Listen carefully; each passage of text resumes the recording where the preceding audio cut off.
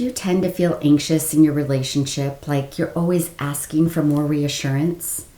If you've been called too much or needy for wanting simple things like regular check-ins, this video is for you.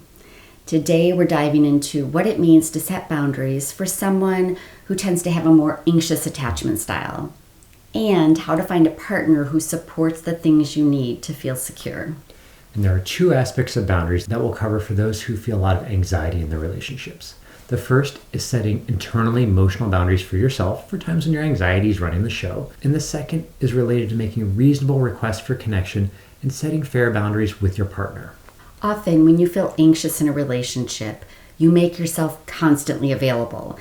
You might leave your phone notifications on all night so that if your partner decides to reach out at 2 a.m., you'll be there. Or you might ignore other commitments just to be available, fearing out of sight, out of mind.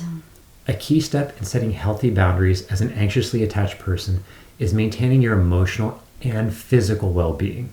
Start by setting boundaries with yourself. Turn off your phone at night because you value your rest. Keep commitments with friends and family, even if it means ending the call with your partner. These are ways to build a strong relationship with yourself. By respecting your own needs instead of always catering to your partner's out of fear, you're sending yourself the message that your needs really do matter. And this internal boundary setting helps with self-soothing, especially when anxiety drives you to seek constant reassurance. However, there are also times the anxious partner has valid needs for closeness and connection that their partner can meet to build a safe, secure relationship. Yeah, I know this from my own life. For years, I felt like too much in relationships because I was asking for reassurances that my partners weren't willing to give, and this only fueled my anxiety. And then we met each other. Yes, and when I shared with Joel that regular check-ins were important to me, he didn't make me feel like I was asking for something unreasonable. Those little texts saying, "I'm thinking of you," or "good night," were natural for him to provide, and they made all the difference. It helped us create a secure attachment, but because I understood that by meeting those small needs, I was helping Tarina feel loved and supported. It's all about identifying what feels essential for you to feel safe and loved. It's not about trying to change your partner, but about communicating what you need.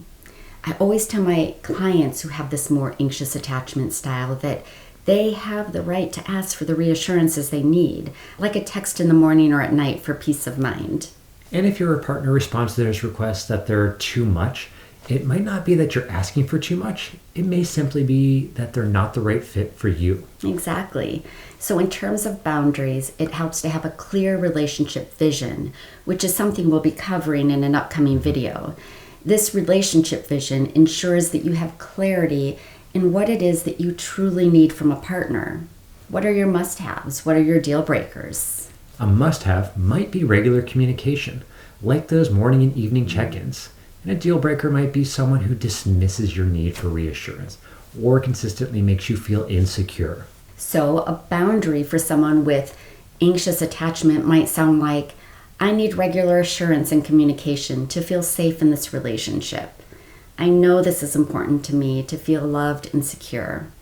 You're not asking your partner to change. You're sharing what's non-negotiable for you. And if a partner feels that they can't give you this, it's an opportunity to recognize that this might not be the right fit, rather than constantly trying to change yourself or beg for what you need. Ultimately, it's about saying, "This is what I need," period. You're not trying to control anyone else. You're just being clear about your needs, and that's powerful. In relationships, knowing and voicing your needs helps you move towards a more secure attachment, even if you're more naturally anxiously attached. The beauty of having a partner who meets you where you're at, rather than making you feel like you're too much, is that you can relax and really feel safe in your relationship.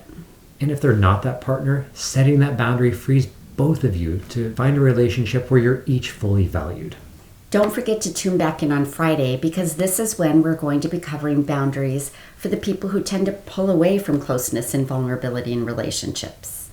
And by subscribing and hitting the notification bell, you will be ensured that you know right when that video is released. And in the meantime, we have 2 playlists that'll help you continue to build healthier and stronger relationships. our boundaries playlist, linked here, and our attachment or love styles playlist, linked here. Let's do this Together.